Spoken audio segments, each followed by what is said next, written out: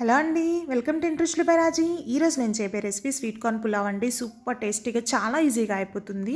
Morning lunch బాక్సులకి అయితే just 15 మినిట్స్లో మీరు ప్రిపేర్ చేసుకోవచ్చు. ఎక్కువ హడావుడ్ లేకుండా చాలా టేస్టీగా, ఫాస్ట్గా అయిపోతుంది. ప్రాసెస్లోకి వెళ్ళిపోతే స్టవ్ ఆన్ చేసుకొని కుక్కర్ పెట్టేసుకోవాలి.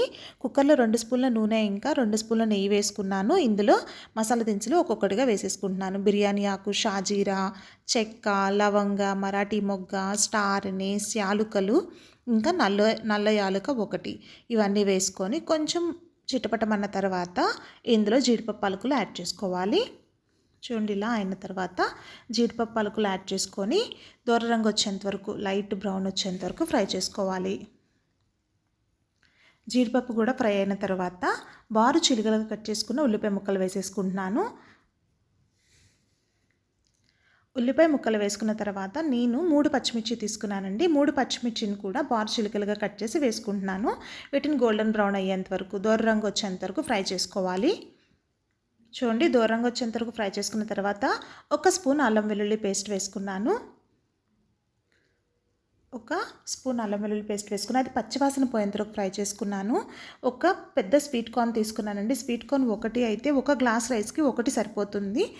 ఎక్కువ కార్న్ ఉంటే పిల్లలు కూడా ఇష్టంగా తింటారు కదా. ఇలా స్వీట్ కార్న్ వేసుకొని అవి కొంచెం రోస్ట్ అవ్వాలి, పచ్చివాసన పోయి కొంచెం రోస్ట్ అయ్యేంత వరకు ఫ్రై చేసుకోవాలి. ఇందులోనే కొంచెం పుదీనా ఇంకా కొత్తిమీర కూడా యాడ్ చేసేసుకొని కొంచెం స్వీట్ కార్న్ని ఫ్రై చేసుకోవాలి. లో ఫ్లేమ్లో పెట్టుకొని చేసుకోండి. ఇది మాత్రం 2 మినిట్స్ లో ఫ్లేమ్లో పెట్టుకొని చేసుకోవాలి. స్వీట్ కార్న్ కూడా ఫ్రై అయినాయండి. చూడండి, కొంచెం ప్లఫ్ అయినవి అవి, అంటే మనకి ఫ్రై అయిన అర్థము. ఇందులో నేను 1 గ్లాసు బిర్యానీ రైస్కి 1.5 గ్లాసు వాటర్ పోసుకున్నాను. వాటర్ పోసుకొని సాల్ట్ యాడ్ చేసేసుకున్నాను. ఇప్పుడు ఇందులో నానబెట్టుకున్న basmati rice, 1 glass basmati rice వేసేసుకున్నాను. ఒక అరగంట సేపు నేను సోక్ చేసుకున్నానండి.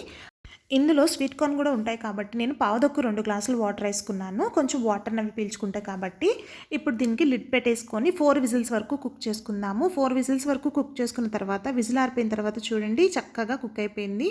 మనకి పొడి పొడిలాడుతూ కూడా రైస్ ఎంత బాగా వచ్చేసిందో. దీనికి ఇంకా వేరే కాంబినేషన్ రైతా ఒక్కటి చాలండి, పిల్లలు చక్కగా తినేస్తారు. విడిగా స్వీట్ కార్న్ తినాలని పిల్లలు కూడా ఇలా రైస్ కాంబినేషన్లో చక్కగా తినేస్తారు. మార్నింగ్ చాలా ఈజీగా అయిపోతుందండి, వెతుక్కోవాల్సిన అవసరం లేకుండా కర్రీ, రైస్ ఇలాంటి పులావ్స్ చేసి పెడుతుంటే పిల్లలు కూడా చాలా ఇష్టంగా తింటారు. Please do like, share and subscribe my channel అండి.